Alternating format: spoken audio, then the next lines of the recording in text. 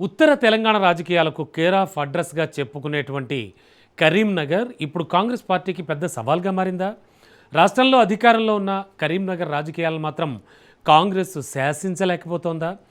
MP BJP, MLA BRS, mayor BJP, మరి అధికార Congress situation ఏంటి? నాయకత్వం ఎక్కడ? దిశానిర్దేశం చేసేది ఎవరు అనేది ఇప్పుడు కరీంనగర్ కాంగ్రెస్లో హాట్ టాపిక్గా మారింది. జిల్లాలో 3 మంత్రులు, బలమైన కేడర్ ఉన్నప్పటికీ కూడా కాంగ్రెస్ ఎందుకు వెనకబడుతోంది? Let's watch. రాష్ట్ర రాజకీయాల కీలక మలుపులకు వేదికగా నిలిచిన కరీంనగర్ ఇప్పుడు మరోసారి రాజకీయ చర్చకు కేంద్రంగా మారింది. ప్రస్తుత ఎమ్మెల్యే గంగుల కమలాకర్ వరుసగా విజయం సాధిస్తుండగా కరీంనగర్ పార్లమెంటు స్థానం నుంచి బీజేపీ నేత కేంద్ర మంత్రి బండి సంజయ్ కుమార్ దూకుడు ప్రదర్శిస్తున్నారు. ఇక కరీంనగర్ మున్సిపల్ కార్పొరేషన్ కూడా బీజేపీ ఖాతాలోనే ఉంది. అంటే అసెంబ్లీలో బీఆర్ఎస్, పార్లమెంట్లో బీజేపీ, కార్పొరేషన్లో బీజేపీ. మరి అధికార కాంగ్రెస్ పరిస్థితి ఏంటంటే నాయకత్వం కోసం కేడర్ దిక్కుతోచని స్థితిలో ఎదురుచూస్తున్న పరిస్థితి కనిపిస్తోంది.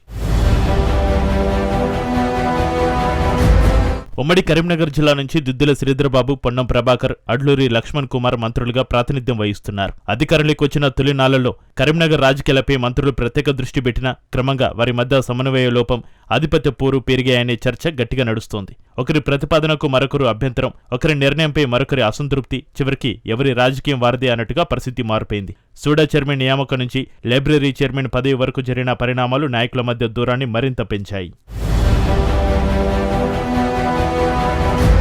పార్లమెంట్ ఎన్నికల్లో కాంగ్రెస్ అభ్యర్థిగా పోటీ చేసిన వెలిచాల రాజేందర్ రావు కరీంనగర్ అసెంబ్లీ నియోజకవర్గ ఇన్ఛార్జిగా వివరించారు. అయితే నియోజకవర్గంలో పార్టీ కార్యక్రమాలు, పదవుల నియామకాలు, ఇంధనమిల్ల జాబితాల విషయంలో తనతో సంప్రదించలేదనే అంశంపై మంత్రి పొన్నం ప్రభాకర్ తీవ్ర అసంతృప్తి వ్యక్తం చేశారనే చర్చ బలంగా నడిచింది. ఆ తర్వాత రాజేందర్ రావు నేరుగా మంత్రి పొన్నం ప్రభాకర్ పైన విమర్శలు గుప్పించడంతో ఇద్దరి మధ్య విభేదాలు తారస్థాయికిచ్చారాయి. ఒకప్పుడు కలిసి నడిచిన నాయకులు ఇప్పుడు ఆధిపత్య పోరుతూ పూర్తిగా దూరమయ్యారు. ఈ పరిణామాలతో క్షేత్రస్థాయిలో ఉన్న కాంగ్రెస్ కేడర్ మాత్రం దిక్కుతోచని పరిస్థితిలో కొట్టుమిట్టాడుతోంది. ఇక గతంలో నియోజకవర్గ ఇన్ఛార్జిగా ఉన్న పురమల్ల శ్రీనివాస్ విషయంలోని ఇలాంటి విభేదాలే తలెత్తడం గమనార్హం. ఆయనను పార్టీ నుంచి సస్పెండ్ చేయడం, ఆ తర్వాత మళ్లీ పార్టీలో చేర్చుకోవడం లాంటి పరిణామాలు జరిగినా ప్రస్తుతం ఆయన ఎలాంటి కీలక హోదా లేకుండానే కొనసాగుతున్నారు. ఇలా నేతల మధ్య సమన్వయం లోపించడం, ఎవరి దారులు వారి అవ్వడమే కరీంనగర్ కాంగ్రెస్ కు పెద్ద శాపంగా మారుతోంది.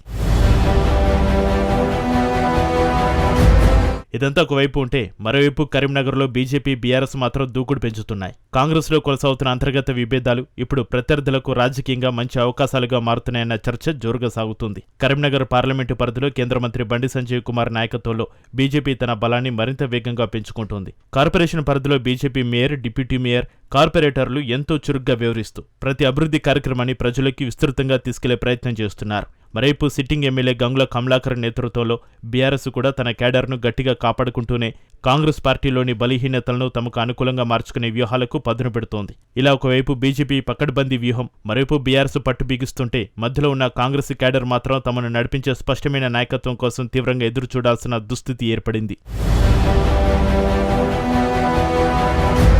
కరీంనగర్ కార్పొరేషన్ అభివృద్ధి కోసం ఏకంగా 840 కోట్ల రూపాయల అర్బన్ ఛాలెంజ్ ఫండ్ మంజూరైంది. ఇందులో కేంద్రం నుంచి 210 కోట్లు, రాష్ట్ర ప్రభుత్వం నుంచి 210 కోట్లు, హడ్కో ద్వారా మరో 420 కోట్ల రూపాయల రుణం సమకూరుతోంది. అయితే ఇంత భారీ మొత్తంలో అభివృద్ధి పనులు జరుగుతున్నా ఆ రాజకీయ క్రెడిట్ను ప్రజల్లోకి తీసుకెళ్లడంలో కాంగ్రెస్ విఫలమవుతోంది.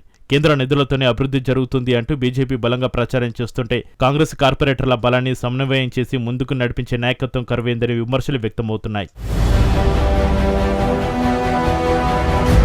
కరీంనగర్లో కాంగ్రెస్ కు కేడర్ ఉంది, కార్పొరేటర్లు ఉన్నారు, మంత్రులు కూడా ఉన్నారు, అధికార బలం కూడా ఉంది. కానీ రాజకీయ దిశానిర్దేశం చేసే సమర్థవంతమైన నాయకత్వమే కొరవడింది.